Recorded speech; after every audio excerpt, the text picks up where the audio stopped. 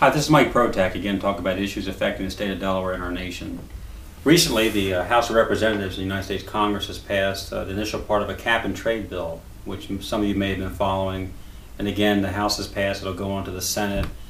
And hopefully the Senate will make some major modifications, because as written and as passed, the cap and trade has great intentions, but very poor execution.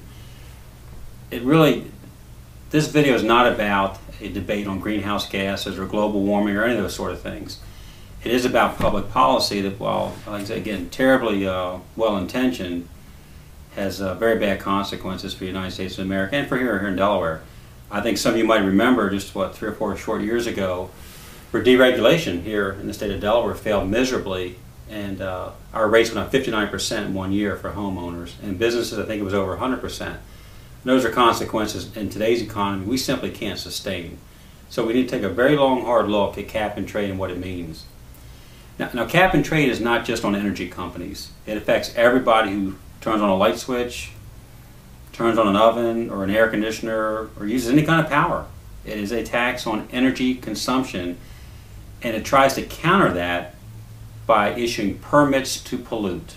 Now that's an important concept to understand. Permits to pollute. It doesn't stop pollution. It tries to regulate it through a very convoluted government system, which has been tried in Europe and has not worked, and now we're going to try it here in America. The goals are quite clear. They want to reduce greenhouse gases by 83% by the year 2050. Again, a very lofty goal, a very admirable goal. But when you have to put constraints on the economy, on individual choices, on economic growth to do that, there is a payback which is very, very difficult to understand right now. Now, what will cap and trade do? Let's go for the facts first. If implemented as the House passed it, it will get this, folks, it will lower temperatures 1/10 of 1 degree in about 10 years. Again, a positive step, because we certainly don't want temperatures to get worse. You can debate that endlessly, but it's probably a good idea to bring it back down if we can. But this large bill, which was 1,201 pages, and at 3 a.m., let's see, 2 days ago, a 300-page amendment was added at 3 o'clock in the morning. So I want to ask you this: how many congressmen do you think read those amendments or even read the main bill? I'm guessing very, very few.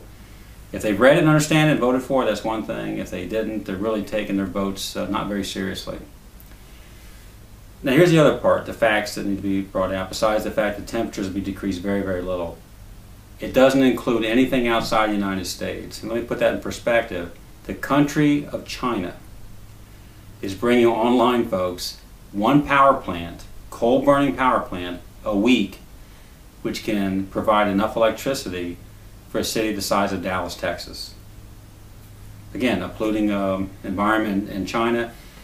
We would essentially pay the price for some of their, I think, gross misconduct, but they want to have power their industry, so that's what they're doing. Now, the other thing is these permits, essentially comes down to there would be restrictions on how much pollutants can be emitted into the atmosphere, greenhouse gases, if you want to call it pollution. And to go above those levels, they want to stop at all costs. So what they're going to do is issue permits so you can balance this out. One company might be lower, one company might be higher.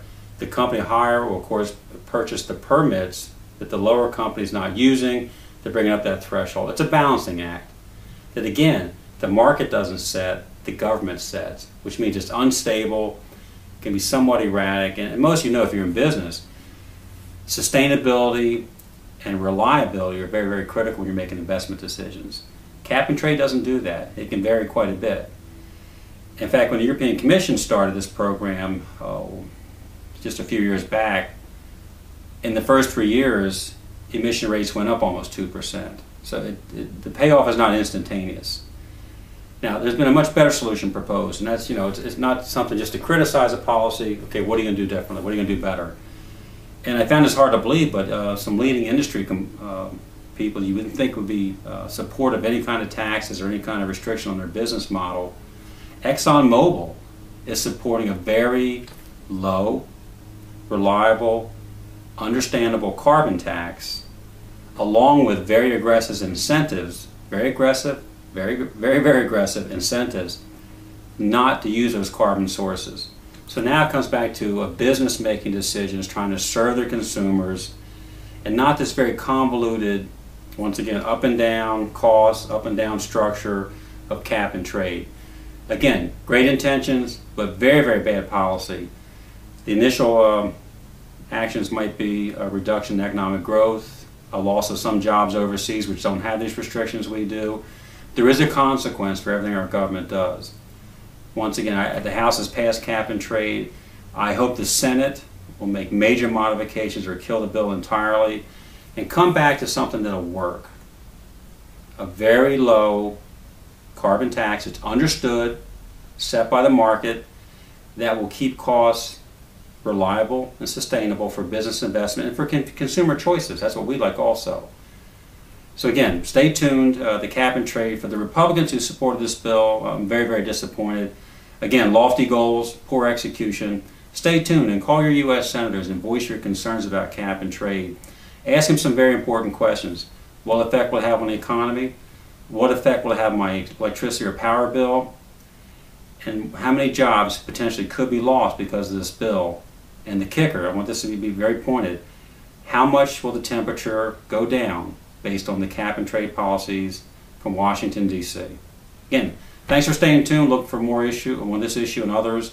Cap and trade is very important to your future. Once again, if you operate an oven, an air conditioner, turn on a light switch, this affects you. Thanks a lot. Stay tuned.